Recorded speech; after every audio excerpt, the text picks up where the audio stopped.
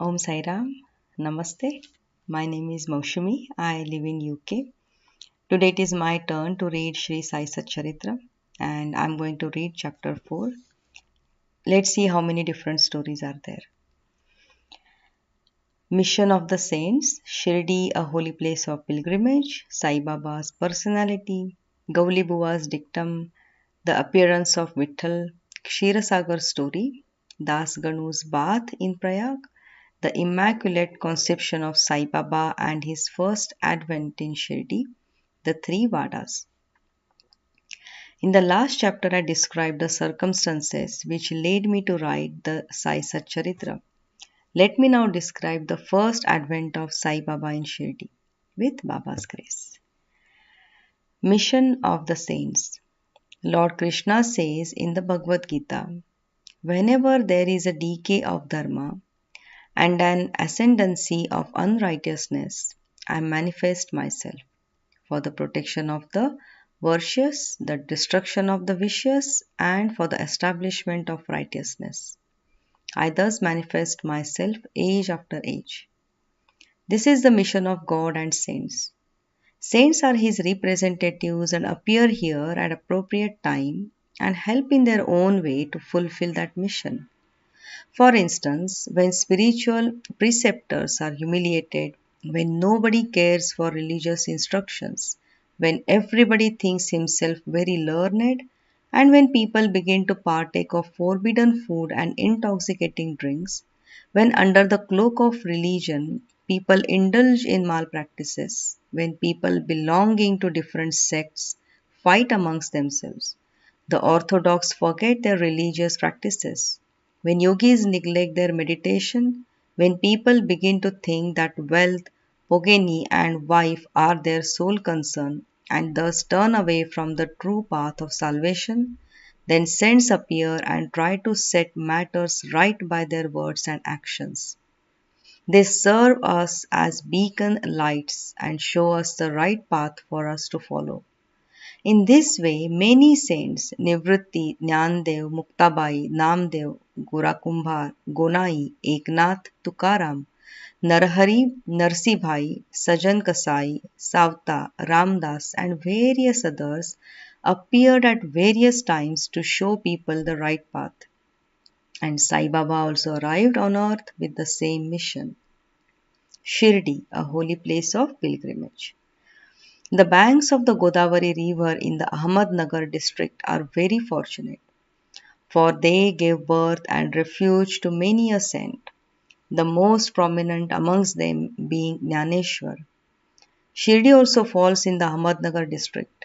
It is after crossing the Godavari river at Kopargaon that one reaches Shirdi. When you travel another 9 miles, you come to Neemgaon, from where Shirdi is visible. Shirdi is as famous as other holy places like Gangapur, Narsimhavadi and Audumbar on the banks of the Krishna river. Just as the devotee Damaji flourished in and blessed Mangalvedha, which is near Pandharpur, as Samartha Ramdas blessed Sajjangad, and just as Sri Narsimha Saraswati elevated Saraswati Vadi, Sainath flourished at Shirdi and blessed it. Sai Baba's personality. It is on account of Sai Baba that Shirdi grew into importance. Let us see what sort of personage Sai Baba was. He had conquered this samsar, which is worldly existence, which is very difficult to cross. Peace or mental calm was his ornament, and he was the repository of wisdom. He was the home of Vaishnava devotees and was very liberal. He had no love for perishable things and was always engrossed in self-realization, which was his sole concern. He felt no pleasure in the things of this world or of the world beyond. His heart was as clear as a clean mirror, and his speech always rained nectar. The rich or poor were the same to him. He did not know or care about honor or dishonor. He was the Lord of all beings. He spoke freely, interacted with everyone, saw the acting and dances of Nach girls, and listened to ghazal songs. Yet he did not swerve an inch from Samadhi, The name of Allah was always on his lips, and while the world awoke, he slept. And while the world slept, he was vigilant. His inside was as calm as the deep sea. His ashram couldn't be determined, and nor could his actions be determined with certainty. And though he lived in one place, he knew all the transactions that took place in the world. His darbar was imposing. He told hundreds of stories daily, and yet he did not break his vow of silence. He always leaned against the wall in the masjid and walked in the morning, noon, and evening toward the Lendi and Chowdi. He abided in the self at all times. Though an enlightened soul, he acted like a normal human being.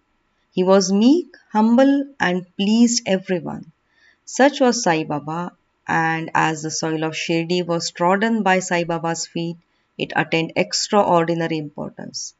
Just as Gyaneshwar had elevated Alandi and Eknath elevated Paithan, Sai Baba elevated Shirdi. Blessed are the grass and stones of Shirdi, for they could easily kiss the holy feet of Sai Baba and receive the dust from his feet on their heads. Shirdi became, for us devotees, another Pandharpur. Jagannath, Dwarka, Banaras, Rameshwar, Badri Kedar, Nasik, Trimbakeshwar, Ujjain, and Mahabaleshwar Gokarna. Contact with Sai Baba in Shirdi was like our Veda and Tantra, as it calmed our consciousness of the world and rendered self-realization easy. The darshan of Sri Sai was our yoga sadhana, and speaking to him destroyed our sins. Shampooing his legs was our bath in the Triveni Prayag, and drinking the holy water from his feet destroyed our desires. To us, his commands were Vedas, and accepting his Udi, which is sacred ashes, and Prasad was purifying. He was our Shri Krishna and Shri Rama, who gave us solace, and he was our Parabrahma. He was beyond the pair of Dvandvas, which is opposites, never dejected or elated. He was always engrossed in his self as existence, knowledge, and bliss. Shirdi was his center, but his field of action extended far and wide to Punjab, Calcutta, North India, Gujarat, Dhaka, which is now Bangladesh, and Konkan. Thus, Sai Baba's fame spread far and wide, and people from all parts of the world came to receive his darshan. Through mere darshan, people's minds, whether pure or impure, world become at once quiet. They got here the same sort of unparalleled joy that devotees get at Pandharpur upon seeing Vittal Rukmani. I will read this sentence again. They got here the same sort of unparalleled joy that devotees get at Pandharpur upon seeing Vittal Rakhumai. This is not an exaggeration. Consider what a devotee said in this regard. Gauli Buva's dictum. An old devotee named Gauli Buva, who was about 95 years old at that time, was a devotee of Pandharpur Maharaj. He spent 8 months every year at Pandharpur and 4 months on the banks of the Ganga. He had a mule to carry his luggage and a disciple as his companion. Every year he made his pilgrimage to Pandharpur and came to Shirdi to see Sai Baba, whom he loved greatly. He used to stare at Baba and say, "This is Pandharinath Vitthal incarnate, the merciful Lord of the poor and helpless." Gauli Buva was a devotee of Vithoba and had made many trips to Pandharpur and testified that Sai Baba was indeed Pandharinath incarnate. Vitthal himself appears. Sai Baba was very fond of remembering and singing God's name. He always said the words Allah Malik, and in his presence made others sing God's name continuously, day and night for 7 days. This is called Nama Saptaha. Once he asked Kaka Sahib Dikshit to perform the Nama Saptaha.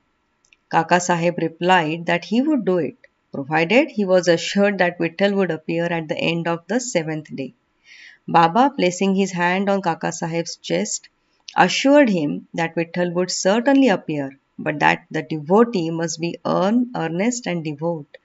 He then said, The Dankapuri of Thakurnath, the Pandhari of Vitthal, the Dwarka of Ranchod is here in Shirdi.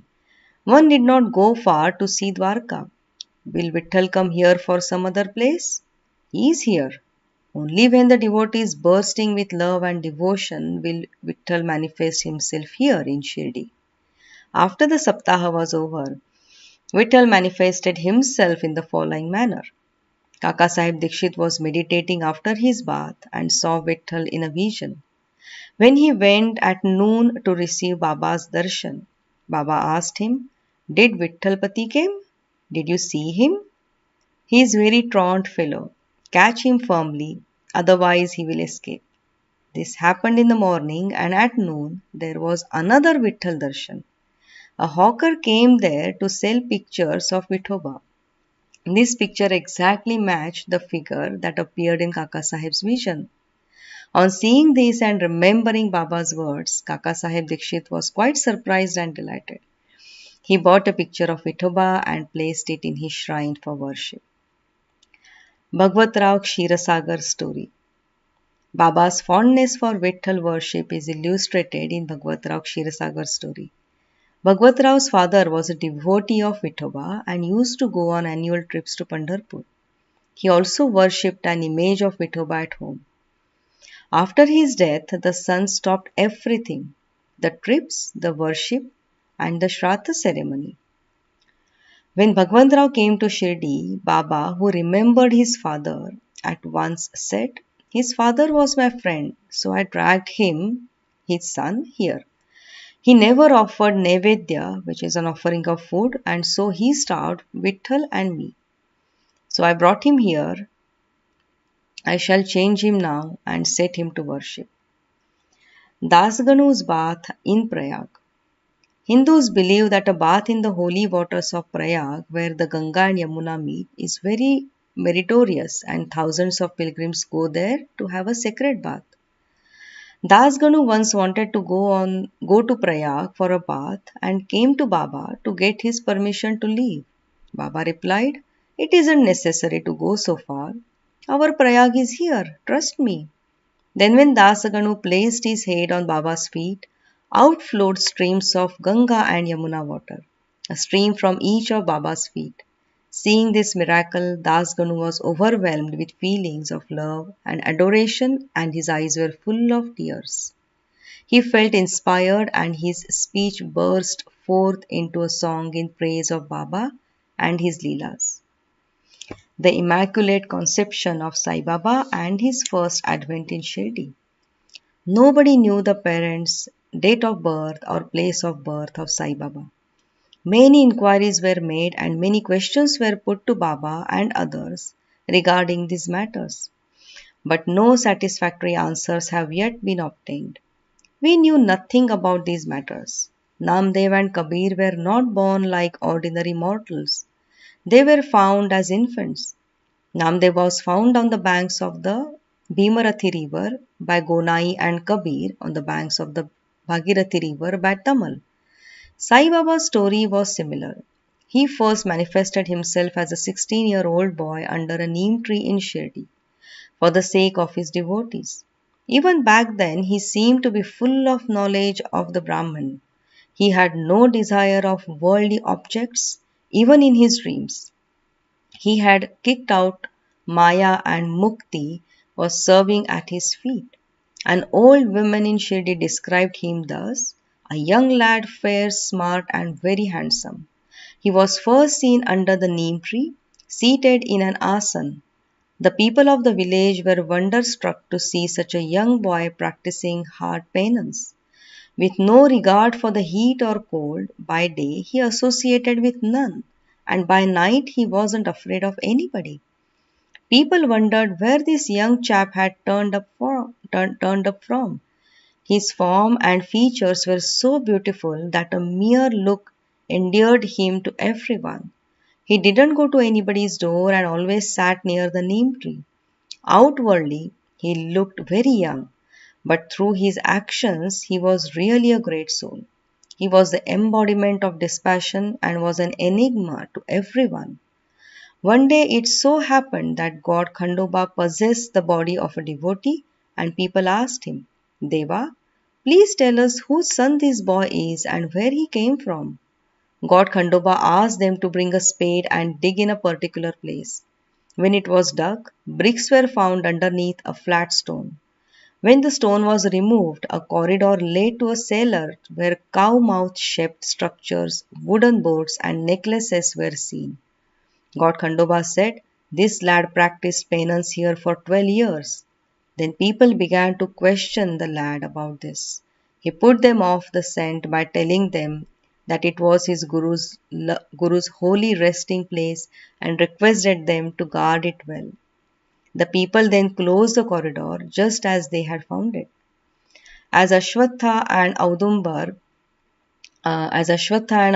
trees are held sacred, Baba regarded this neem tree equally sacred and loved it the most. Malsapati and other Shirdi devotees regarded this site as the final resting place of Baba's Guru and prostrated before it. The three Vadas. The land with the neem tree and the land that surrounded it was bought by Mr. Hari Vinayak Sathe, and on this site a big building named Sathe's Vada was built. This Vada was initially the sole resting place for pilgrims. A raised platform was built around the neem tree and the loft with steps were constructed. Under the steps there is a niche facing south and devotees sit on the platform facing north. It is believed that if a devotee burns incense there on Thursday and Friday evenings, by God's grace they will always be happy. This Vada was old and dilapidated and needed repairs. The necessary repairs, additions and alterations have now been made by the Sai Sansthan. Then after a few years, another Vada, Dikshit's Vada, was constructed. Kaka Sahib Dikshit, a solicitor from Bombay, had gone to England. He had injured his leg in an accident there. The injury couldn't be gotten rid of by any means. Nana Sahib Chandorkar advised him to try Sai Baba. So he saw Sai Baba in 1909 and requested him to cure the lameness of his mind rather than that of his leg. He was so pleased with the darshan of Sai Baba that he decided to reside in Shirdi. So he built a Vada for himself and other devotees. The foundation of this building was laid on the 10th of December 1910. On this day, two other important events took place. Mr. Dadasaheb Khaparde was given permission to return home and the nighttime arati in the Chowdi commenced.